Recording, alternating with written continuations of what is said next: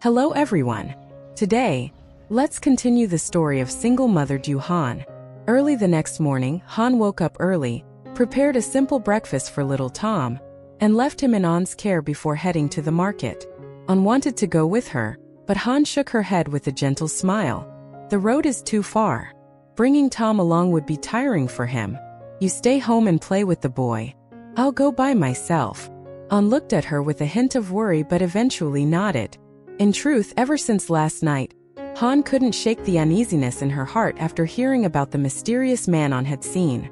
As she walked, her thoughts wandered, each step driven by an unexplainable urge to uncover the truth. On the way, Han stopped by Ms. Men's house, her friendly neighbor. The moment Men saw Han, she put her hands on her hips and teased half-jokingly, "What on earth were you screaming about yesterday? I thought something serious had happened." Han gave a sheepish smile and recounted everything that had happened the night before, about the strange man lurking behind the durian trees who had told An he was looking for his daughter. Han's voice trembled slightly as she admitted, "Ms. Men, I think that might be my father. I just feel it." Men furrowed her brows in concern. "But how would he even know where you live? Did he really come all the way here?" Han nodded slowly and explained, "When I left Longan, I gave Uncle Chin this address. I told him that if my father ever came looking for me, to give it to him. So, maybe he really is here for me." Men still looked uneasy and shook her head. "Well, maybe, but it's strange. I've been busy with my shop lately, customers in and out all day, so I haven't noticed any unfamiliar faces. But listen, if I see anyone suspicious, I'll let you know right away." Han smiled gratefully, but the anxiety in her chest didn't fade. After leaving Men's house, she continued toward the market. With every step, her mind circled back to that man's shadowy figure. Could he really be her father? Or was it all just a coincidence? The market was as bustling as ever, filled with vendors calling out their prices and customers haggling back and forth. Han bought some meat and fresh vegetables, and on her way home, she passed by a small clothing shop. Her eyes caught on a row of neatly hung shirts displayed by the entrance. An only has 2 shirts he keeps wearing, she thought to herself. Without hesitating, she stepped inside. After carefully browsing, she finally picked out a shirt she liked. One she thought would suit An perfectly. She paid for it, holding the new shirt close to her chest, and an unexpected warmth bloomed in her heart. On her way home, Han tightened her grip on the shopping bag and murmured to herself, "Maybe, at least I can bring a little happiness to An. As for Dad, I'll figure that out later." Though her mind was still tangled with unanswered questions, her steps felt lighter than they had in a long time. While Han was on her way back from the market, not far from her house along a small tree-lined path, 2 strange men appeared, moving stealthily. As they walked, they whispered to each other. "This is definitely the house," one of them said firmly. "I've been following her from start to finish. There's no mistake." It turned out that since yesterday afternoon, this man had been secretly tailing An. Throughout the entire journey, An had no idea he was being followed. When An arrived at Han's house, the man memorized the location and reported it to the person he called boss, the very man who was now walking beside him. The 2 men quickly approached Han's house. They hid behind thick bushes, their eyes scanning the surroundings cautiously. Seeing that the house was quiet and empty, they exchanged glances and nodded. "It's time to move." They crept closer to the house.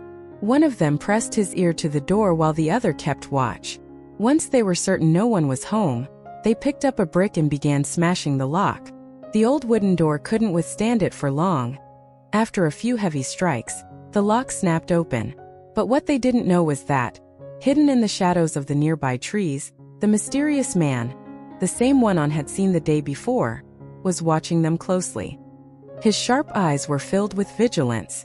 He picked up a large wooden stick, gripping it tightly, ready to step in if necessary.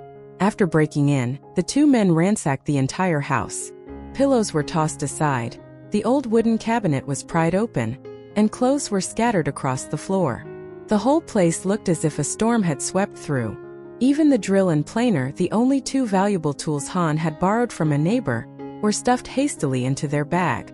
Just then, hurried footsteps and a familiar voice echoed from outside. "Ang? I'm back." It was Han. She had just returned holding a bag of groceries, calling out loudly, but no one answered. The unusual silence made Han pause for a moment. Han had just set her grocery bag down and was about to reach for the door latch when suddenly, bang! The door burst open. From behind it, two strange men lunged out like wild beasts. One of them moved in a flash, clamping his rough, tobacco-reeking hand over Han's mouth.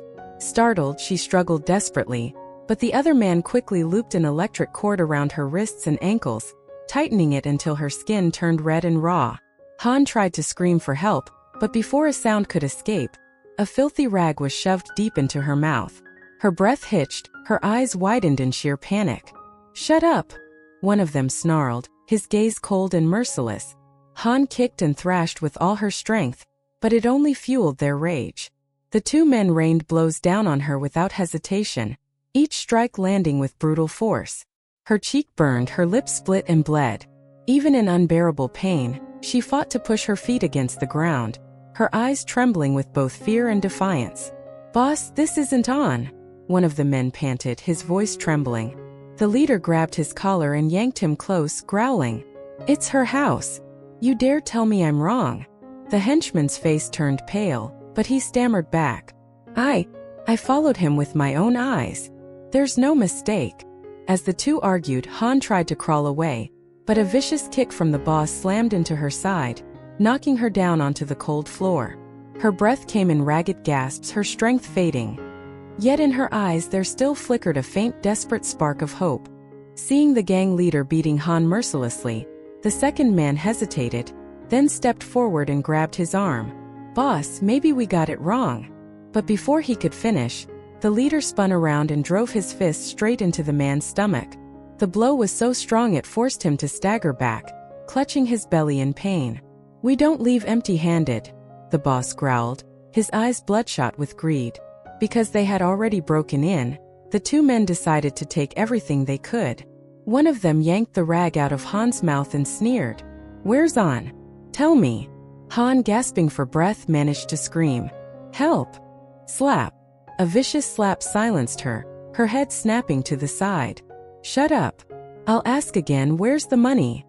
The boss roared, his face inches from hers. Han's voice trembled. I don't have any." The words barely left her mouth before another violent blow struck her cheek. Not satisfied, the boss began searching her pockets. He found a small bundle of bills, her meager savings. His face twisted into a cruel grin. "So you do have money. Where's the rest?" Han clenched her jaw, tears brimming in her eyes, but she refused to answer. That only enraged him further. He hit her again and again, each strike echoing in the small broken house. Han's body curled defensively, but the blows didn't stop.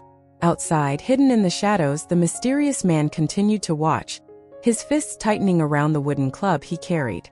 His jaw clenched, eyes sharp and burning with anger. Inside, Han, bruised and trembling, finally choked out a plea through bloodied lips. "Please stop. I don't have anything else." But the gang leader only sneered coldly. "You'll talk, or I'll beat the truth out of you." And with that, he raised his hand again. Just as the gang leader raised his hand, ready to deliver another brutal blow, bang! The door suddenly burst open. The mysterious man appeared, gripping a heavy wooden stick, and charged straight at the two thugs. Caught off guard, the underling took a crushing blow to the shoulder, stumbling and collapsing to the ground. "Let her go!" the man roared, his voice trembling with fury. But within seconds the gang leader lunged at him, using his brute strength to slam the man to the floor.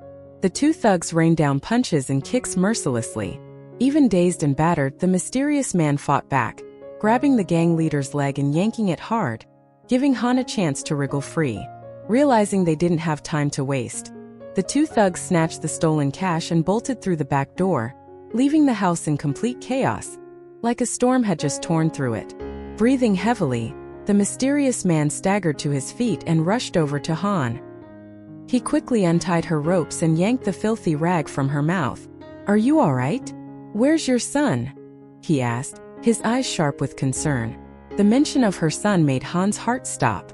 She scrambled to her feet, tears welling up. "Tony! I have to find him." But as she reached the door, she froze and turned back to the man. "Mister, if they come back, you'll be in danger." He shook his head, gave her a firm push toward the exit, and said with unwavering resolve, "Don't worry about me. Go. Find your son now." With no time to hesitate, Han bit her lip, nodded, and sprinted down the path leading to Anna's house. Meanwhile, the mysterious man turned back toward the wrecked house. His eyes scanned the room sharply. He moved to the bed, crouched down, and picked up a pillow that had fallen to the floor. Flipping it over, he noticed an uneven stitch. With practiced precision, he tore it open, and from inside a thick wad of cash slid out. The man gripped the money tightly, his expression dark and unreadable. Without another word, Han, completely unaware, was still frantically searching for her son, never suspecting that the man who had just saved her carried a secret far more dangerous than the two thieves combined. Han ran frantically, her voice cracking as she screamed, "Anh, Tom, where are you?" Her desperate cries echoed down the empty, narrow street.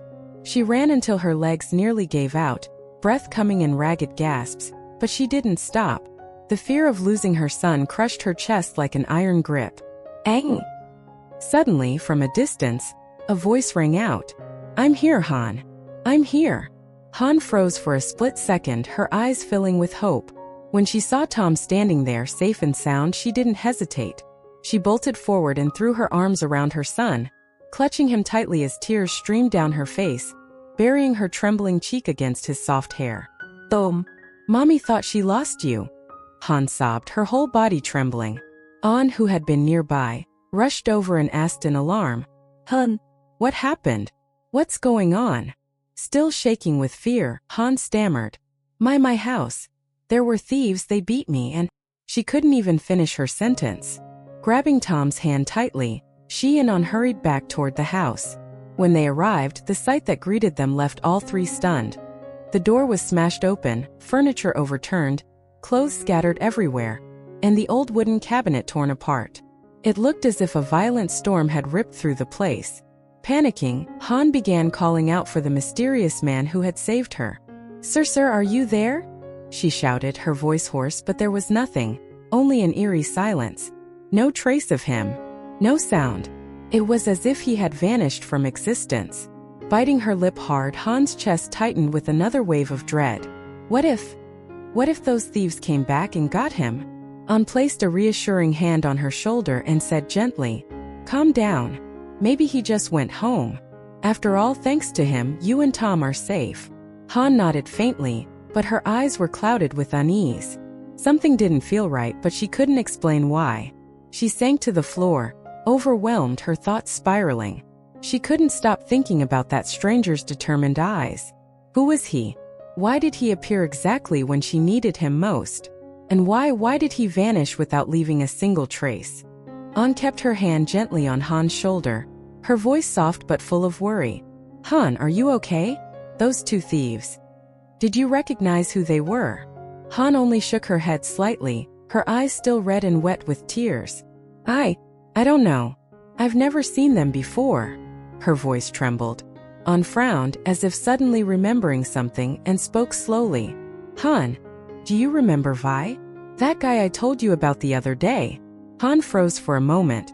"You mean him? Do you think he has something to do with this?" "But if it was Vi, I would have recognized him, wouldn't I?" An nodded, her face turning serious as she explained. "That day on my way home, I noticed two strange men following me. Before I could even react, Vi showed up and saved me. At that moment, I really thought he was a good person." An clenched her fists, anger flashing in her eyes. "But no, it was all an act he staged himself. He only wanted to gain my trust so he could make his move later. If it wasn't for Dan exposing him in time, I'd still be fooled by his lies." Han's body trembled as she stared at An with a mix of fear and frustration. Why didn't you tell me sooner? Did he hurt you?" An lowered her gaze, her voice softening. "No, he didn't hurt me. I didn't tell you because I didn't want you to worry. I just didn't want to burden you with this." Han didn't say anything else. Instead, she simply nodded, and the two of them quietly began cleaning up the wreckage scattered across the house, their minds still heavy with unease. The house had been completely ransacked by the three strange men. Everything was scattered everywhere, as if a violent storm had just swept through. Shattered glass, clothes strewn across the floor, overturned furniture. Han could barely recognize her own home anymore. While cleaning up, Han suddenly froze. A thought struck her, the money under the pillow. Her heart pounded as she rushed to the old bed, grabbed the pillow, and tore open the carefully stitched seam with trembling hands. But it was empty. The money was gone. Han stood there, stunned. That was all the savings she had put away for months.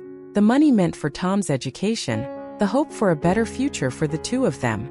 Hot tears welled up and streamed down her face. No, it can't be, Han choked out, clutching the empty pillow in her shaking hands. Seeing her like that, Han quickly came over, placed a comforting hand on Han's shoulder, and softly reassured her. Han, don't cry. We'll find a way. I'll help you. But Han just sat there in silence, staring blankly. It felt as if her whole world had collapsed. All the money she had painstakingly saved was now gone. She was heartbroken and terrified. How would she pay her debts? How would she take care of Tom now? Han sat down next to her, her face full of guilt. Deep down, Han blamed herself. She thought that if it weren't for her, Han might never have been dragged into this mess. The two women sat there in the wreckage, saying nothing. The only sounds were Han's quiet sobs and Anna's regretful sighs. After a long while, Han wiped her tears, took a deep breath, and forced herself to stand. She began picking up the scattered belongings and tidying the house. As she worked, her eyes fell on a brand new shirt hanging in the corner, the one she had saved up to buy as a gift for An. Seeing it, Anna's guilt deepened. She gently took Han's hand and said softly, "You're too good to me, Han. I promise I won't let you go through this alone." Han gave a faint smile through her tear-stained face. The two of them sat together in that small, messy house, quietly comforting and encouraging each other. In that moment, no words were needed. As long as they had each other, they knew they'd be strong enough to face anything. Từ khi ảnh xuất hiện, liên tục có những người đàn ông lạ mặt tìm tới nhà của Hân. Hân rơi vào nguy hiểm, số tiền ít ỏi mà cô dành dụm được cũng bị người đàn ông bí ẩn lấy mất. Rốt cuộc Ánh là ai? Và liệu Ánh có âm mưu gì khi xuất hiện ở đây hay không? Mời mọi người đón xem ở video tiếp theo nha. Mọi người nhớ like, share, bật chuông thông báo để nhận thông báo khi mình đăng video mới nhất. Và để đóng góp ý kiến, mọi người nhớ bình luận ở dưới phần bình luận. Cảm ơn mọi người đã xem hết video của mình. Mọi người nhớ ủng hộ kênh của mình để mình có động lực làm những video mới nhất về Hân nha. Xin chào và hẹn gặp lại mọi người.